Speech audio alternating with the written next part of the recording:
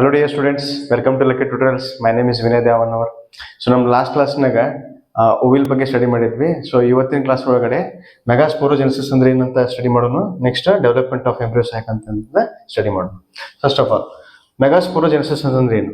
ಮೆಗಾಸ್ಪೋರೋಜೆನೆಸಿಸ್ ಅಂದ್ರೆ the process of formation of megaspores from the megaspore mother cell is through the meiosis is called megasporogenesis ಅಂತ ಹೇಳ್ತೀವಿ. So mega ಅಂತ ಎಲ್ಲೇ ಬಂದ್ರು word it's refers to female. Okay, ಫಿಮೇಲ್ಗೆ ನಾವೇನಂತ ಕರಿತೀವಿ ಅಂತಂದ್ರೆ ಮೆಗಾ ಅಂತ ಯೂಸ್ ಮಾಡ್ತೀವಿ. ಈಗ ಮೆಗಾಸ್ಪೋರ್ಸ್ ಆಲ್ರೆಡಿ ನಾನು ಓವಿಲ್ ಎಕ್ಸ್ಪ್ಲೇನ್ ಮಾಡೋದ್ನಾಗ ಸ್ವಲ್ಪ ಇಂಟ್ರೊಡಕ್ಷನ್ ಕೊಟ್ಟಿದೆ. MMC megaspore mother cells meiosis ಹೋಗಿ ನಮಗೆ ಮೆಗಾಸ್ಪೋರ್ಸ್ ಬರ್ತಾವ ಅಂತ ಹೇಳಿದೀವಿ. So MMC is nothing but what megaspore mother cells. Okay, ಈ ಮೆಗಾಸ್ಪೋರ್ ಮದರ್ ಸೆಲ್ಸ್ ಹೆಂಗ್ ಫಾರ್ಮ್ ಆಕಾವ ಅಂತಂದ್ರೆ nucellus. Okay, you heard about the nucellus. So one of the nucellus near the micropylar end. ಓವಿಲ್ ಒಳಗಡೆ ನಾನು already explain ಮಾಡಿದ್ದೆ. ಮೈಕ್ರೋಪೈಲರ್ end ಯಾವ್ದಂತ, ಚಲಜಲ end ಅಂತ ಹೇಳಿದ್ದೆ. So micropylar end ಕಡೆ ಒನ್ ಆಫ್ ದ ನ್ಯೂಸೆಲಸ್ ಅದೇನಾಗತ್ತಂದ್ರೆ MMC ಆಗುತ್ತೆ. ಓಕೆ, MMC ಆಗುತ್ತೆ. ಆ MMC ಆಗಿ ಸೆಲ್ ಏನಾಗುತ್ತೆ, ಸೊ ಮಿಯೋಸಿಸ್ ಆಗೋ ಹೊತ್ನಾಗ ಡಯರ್ಡ್ ಆಗುತ್ತೆ. ಡಯರ್ಡ್ ಆಗಿ ನೆಕ್ಸ್ಟ್ ಟೆಟ್ರಾಯ್ಡ್ ಆಗುತ್ತೆ. ಸೊ 4 ಮೆಗಾಸ್ಪೋರ್ಸ್ ಫಾರ್ಮೇಶನ್ ಆಗುತ್ತೆ ಫ್ರಮ್ ದ ಎಲ್ಲಿ ಮಿಯೋಸಿಸ್ ಇಂದ 4 ಮೆಗಾಸ್ಪೋರ್ಸ್ ಆಗುತ್ತೆ ಫ್ರಮ್ ದ MMC. ಈಗ ಇವು ನಾಲ್ಕು ಮೆಗಾಸ್ಪೋರ್ ಟೆಟ್ರಾಯ್ಡ್ ಇಂದ ನಮಗೆ ಏನಾಗತ್ತೆ ಅಂತಂದ್ರೆ 3 ಡಿಜನರೇಟ್ ಆಗುತ್ತೆ. So out of 4 3 is degenerated, only 1 remained functioning. ಇಲ್ಲಿ ನೋಡಿ. So events of development of embryo sac ಹೆಂಗ್ ಫಾರ್ಮೇಶನ್ ಆಗತ್ತಂತ. Inside the ovule initially MMC divides by the meiosis to form 4 megaspores. Already ಹೇಳಿದೀನಿ. ನೆಕ್ಸ್ಟ್ ಇದರೊಳಗಡೆ 3 ಡಿಜನರೇಟೆಡ್ ಆಗತ್ತಾವ. Next only 1 functional megaspore is retain. ಇಲ್ಲಿ ನೋಡಿ, ಇದರೊಳಗಡೆ 3 ಡಿಜನರೇಟ್ ಆಗಿ ಓನ್ಲಿ 1 ಏನಾಗತ್ತೈತಿ ಮೆಗಾಸ್ಪೋರ್ ಫಂಕ್ಷನ್ ಆಗಿ ಉಳಿಯತೈತಿ.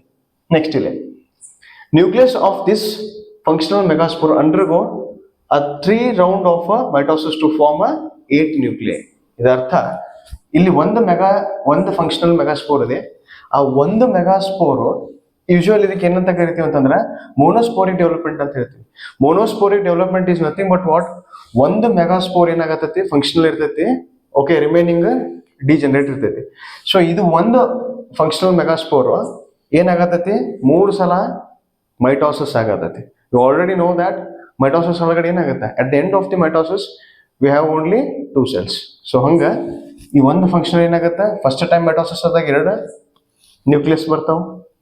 ನೆಕ್ಸ್ಟ್ ಟೈಮ್ ಮೈಟೋಸಿಸ್ ಆದಾಗ ಅಪೋಸಿಟ್ ಪೋಲ್ ಒಳಗೆ ನೋಡ್ರಿ, ಇಲ್ಲಿ 2 ನ್ಯೂಕ್ಲಿಯಸ್ ಅದಾವ, ಇಲ್ಲಿ 2 ನ್ಯೂಕ್ಲಿಯಸ್ ಅದಾವ.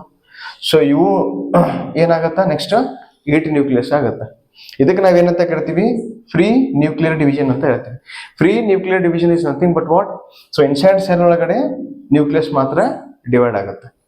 ನೆಕ್ಸ್ಟ್ ಆಮೇಲೆ ಏನಾಗುತ್ತೆ ನೋಡ್ರಿ, 6 of the 8 nuclei are surrounded by ಎಷ್ಟು 6 cell walls. ಈಗ ಇದ್ರೊಳಗಡೆ ನಮಗಡೆ after the development of 8 nucleus ಆದ್ಮೇಲೆ ನಮಗೆ ಸೆಲ್ ವಾಲ್ ಆಗುತ್ತೆ, ಸೆಲ್ ವಾಲ್ ಫಾರ್ಮ್ ಆಗುತ್ತೆ. ಇಲ್ಲಿ ಸೆಲ್ ವಾಲ್ ಎಷ್ಟು ಫಾರ್ಮ್ ಆಗುತ್ತೆ ಅಂದ್ರೆ 6 ನ್ಯೂಕ್ಲಿಯಗೆ ಸೆಲ್ ವಾಲ್ ಫಾರ್ಮ್ ಆಗುತ್ತೆ.